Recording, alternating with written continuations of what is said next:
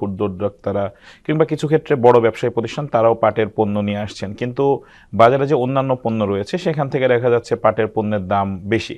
এবং প্রতিযোগিতামূলক বাজারে যেটা হবে যে স্বাভাবিকভাবে পাটের তৈরি একটি কাপড় বলি বা পাটের একটি ব্যাগ বলি, সেটা অন্যান্য ব্যাগ বা কাপড়ের থেকে অনেক বেশি দামের।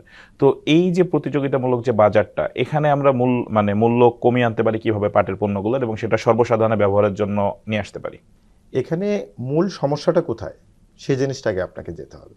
মানে আমরা পাট যে উৎপন্ন করি, পাট উৎপাদন করার পরে সেই পাটটা যখন আমরা মানে বাজারজাত করতে যাই, সে বাজারজাতের ক্ষেত্রে যদি আমরা বাইরে রপ্তানি যে পাটটা করি, সেই রপ্তানির ক্ষেত্রে আমরা দেখি যে 80% মানে রপ্তানির যে পাটটা, সেটা কিন্তু আমরা কাঁচা পাটটাই রপ্তানি করি, জুট যেটাকে বলা হয়। তাই কাঁচা পাটটা যখন আমরা রপ্তানি করি, এটা মূলত ইন্ডিয়াতেই বেশি রপ্তানি হয় কাঁচা পাটটা। এই কাঁচা পাটটা রপ্তানি করার পরে পরবর্তী কিন্তু আবার আমরাই ইন্ডিয়া থেকে আমরা হলো পাটের সুতা এবং পাটের কাপড়, এই জিনিসগুলো আমরা আমদানি করি। তার মানে আমরা কম টাকায় রপ্তানি করি, আবার বেশি টাকায় আমদানি করি। করার পর এটা যখন তৈরি করা হয় তখন এটার কস্টিংটা বেড়ে যায়। এখন আপনি বলতে পারেন যে এটা থেকে তাহলে উত্তরণের উপায় কী? এটা থেকে উত্তরণের উপায় আপনাকে খুঁজতে গেলে মোটা দাগে যদি আমি আপনাকে বলি, প্রথম জিনিসটা হলো আমাদের সক্ষমতা বাড়াতে হবে।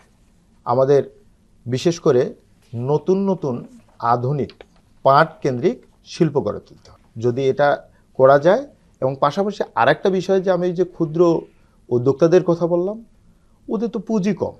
তো যাদের পুঁজি কম, তো তারা তো বড় এই ধরনের কাজগুলোকে করা বা চ্যালেঞ্জ নেওয়া অনেক কঠিন।